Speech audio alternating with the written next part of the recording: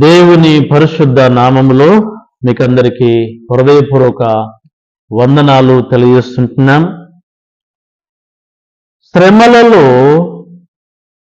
మనకు ఉండవలసిన విధానాన్ని దైవ గ్రంథములో మనం చూద్దాం. చూడండి, దేవుని పరిశుద్ధ గ్రంథముల నుండి మొదటి పేతురు రాసిన పత్రిక 5వ అధ్యాయము 10వ వచనంలో మనం చూసినట్లయితే, తన నిత్య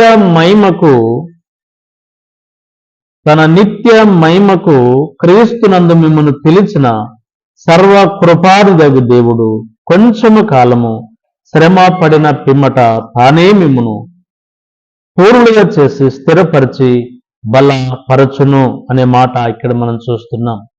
ప్రార్థన. జీవం కలిగిన తండ్రి, స్తోత్రాలు. చదవబడిన లేఖన భాగాన్ని దీవించి ఆశీర్వదించండి. శ్రమలలో మరి విశ్వాసి మానవుడు ఎలా ఉండాలో, అందులో మీరు చేసే మేలేంటిదో తేటగా తెలుసుకోవాల్సి ఉంటుండగా సహాయం చూపి మహిమ ఘనత ప్రభావాలు పొందుతుంది. యేసు ప్రభు నామములో వేడుకొనుచుంటున్నాము తండ్రి, ఆమేన్.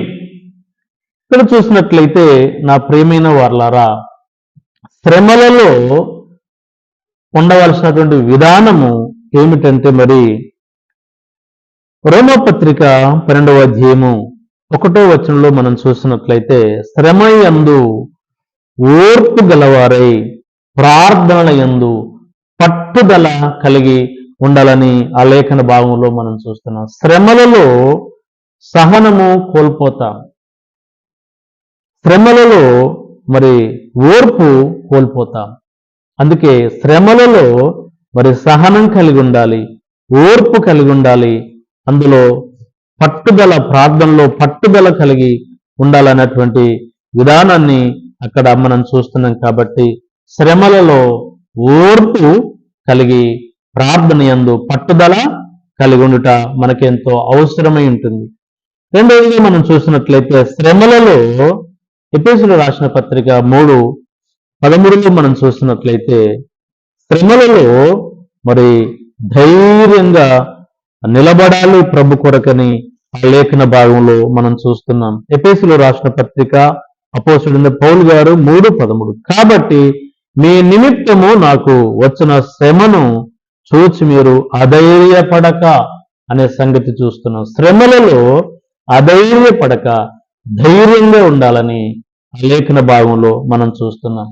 శ్రమలలో మరి చూసినట్లయితే అపోస్తలుడైన పౌలు గారు హెబ్రీయులకు రాసిన పత్రిక 5వ అధ్యాయము 8లో మనం చూసినట్లయితే, ఆయన తన కుమారుడై ఉండి తాను పొందిన శ్రమల ద్వారా విధేయత నేర్చుకొనిన ఆ ప్రియాప్రభును మనం చూస్తున్నాం.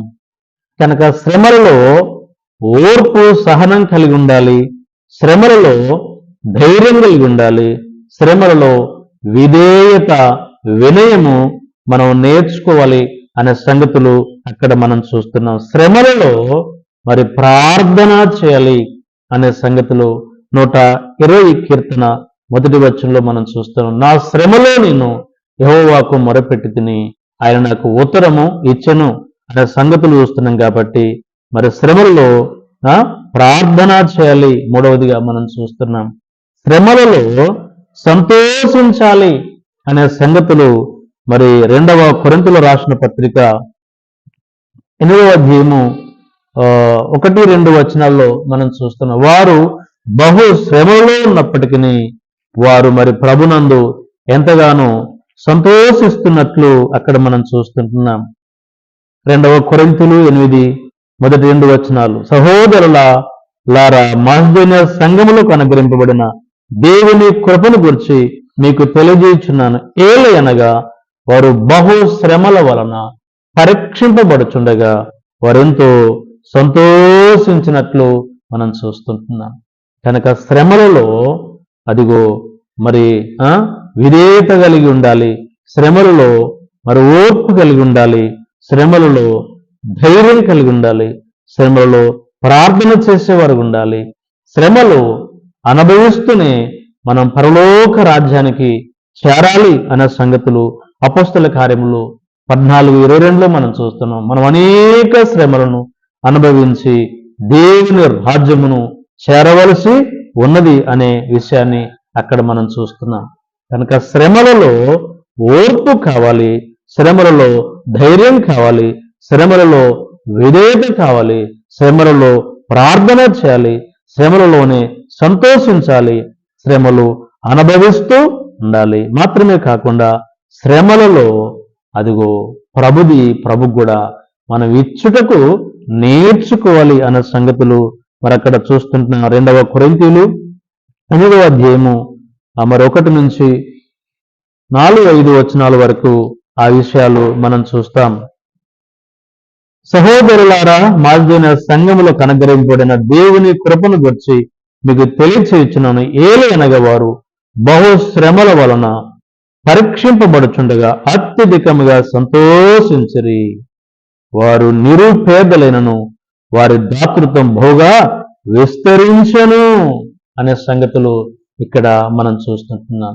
కనుక ప్రభు సన్నిధిలో మరి శ్రమలు, ఎరుకులు, ఇబ్బందులు ఉన్నప్పుడు అధైర్యపడక మరి శ్రమలలో అదిగో ఓర్పు కలిగి ఉండాలి, శ్రమలలో ధైర్యంగా ఉండాలి, శ్రమలలో విధేయత నేర్చుకోవాలి, శ్రమలలో సంతోషిస్తూ ఉండాలి, శ్రమలలో పట్టుదలతో ప్రార్థన చేస్తుండాలి. శ్రమలలోనే మనకున్న లేమిలో ఆ ప్రియ ప్రభుకు సమర్పిస్తూ ఆయన ఇచ్చే దీవెనలు, ఆశీర్వాదాలు మనం పొందుకోవాలి. శ్రమలో ఉన్నటువంటి అనేకులను ప్రభు విడిపించాడు. దావీదు తన అనుభవంలో పలుకుతున్నాడు, నా శ్రమలలో నేను యెహోవాకు మొరపెట్టి తిని ఆయన నన్ను విడిపించను అనే మాట చూస్తున్నాం. కాబట్టి వాక్యం వింటున్న నా సహోదరి సహోదరుడా, ఏ శ్రమలో నీవు ఉన్నావో ఆ శ్రమలలోనే అదిగో ధైర్యంగా ఉండము, ఆ శ్రమలలోనే సహనం కోల్పోక ఓర్పు కలిగి ఉండు, ఆ శ్రమలలోనే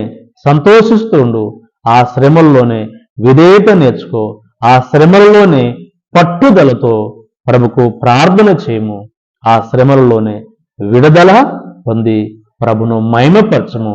ప్రభు ఇచ్చే దీవెనలు, ఆశీర్వాదాలు పొందుకొనుము. God bless.